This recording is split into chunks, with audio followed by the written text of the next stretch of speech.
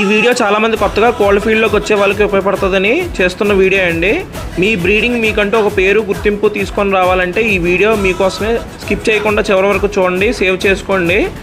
మళ్ళీ దొరకాలన్నా దొరకదు. చాలా రీసెర్చ్ చేసి పెద్దలను కనుక్కొని మరీ వీడియో చేస్తున్నానండి. సో దయచేసి చివరకు చూడండి. హలో అండి, అందరికీ నమస్తే. Welcome back to Kosandhra farms. ఒక లైన్ బ్రీడ్లో ఉన్న పెరుగు పెట్టలకి పకోయ్ మేల్తో క్రాస్ బ్రీడింగ్ చేస్తే వాటికి వచ్చే అవుట్పుట్ గురించి ఈ వీడియో అండి. చివరి వరకు చూడండి. ఫస్ట్ మనం పకోయ్ యొక్క లక్షణాల గురించి మాట్లాడుకుందాం. మంచి ఎముక పుష్టి కలిగి ఉంటుందండి. స్పీడ్ అండ్ షఫ్లింగ్ దాని సొంతం. బాడీ టార్గెటింగ్ కూడా చాలా ఎక్కువ ఉంటుంది. ఇమ్యూన్ సిస్టమ్ కూడా చాలా బలపూరితంగా ఉంటుంది. తెలివితేటలు కూడా చాలా ఎక్కువగా ఉంటాయండి. పెరుగు విషయానికి వస్తే స్పీడ్ అండ్ షఫ్లింగ్ ఉంటుంది, కానీ బాడీ టార్గెటింగ్ తక్కువే అండి.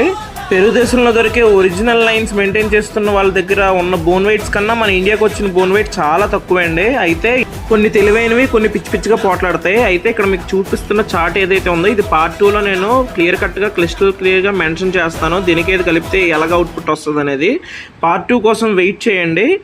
పార్ట్ 2 కోసం వెయిట్ చేసి కమెంట్ చేయండి పార్ట్ 2 మాకు కావాలి అనేసి. ఎవరైతే బ్రీడింగ్ విషయంలో బాగా ఆసక్తి కలిగిన వారు, మాకంటూ బ్రీడింగ్ విషయంలో గుర్తింపు రావాలి, కనీసం పెద్దవారంత స్థాయికి కాకపోయినా ఒక కొంచెమైనా ఒక మైల్ స్టోన్ రీచ్ అవ్వాలన్న వాళ్ళు మాత్రం పార్ట్ 2 కోసం పార్ట్ 2 అని కమెంట్ చేయండి. పార్ట్ 2 వీడియో చాలా ఇంట్రెస్టింగ్గా ఉంటుంది. పార్ట్ 2 అస్సలు మిస్ కాకండి. ఇక్కడ చెప్పలేని ఎన్నో విషయాలు అక్కడ చెప్పడం జరుగుతుంది. చాలా క్లిస్టల్ క్లియర్గా బ్రీడింగ్ ఎలా చేయించాలి, బ్రీడింగ్ తలక మెరిట్స్ డిమెరిట్స్ కూడా చెప్పడం జరుగుతుంది అండి. Thank you friends.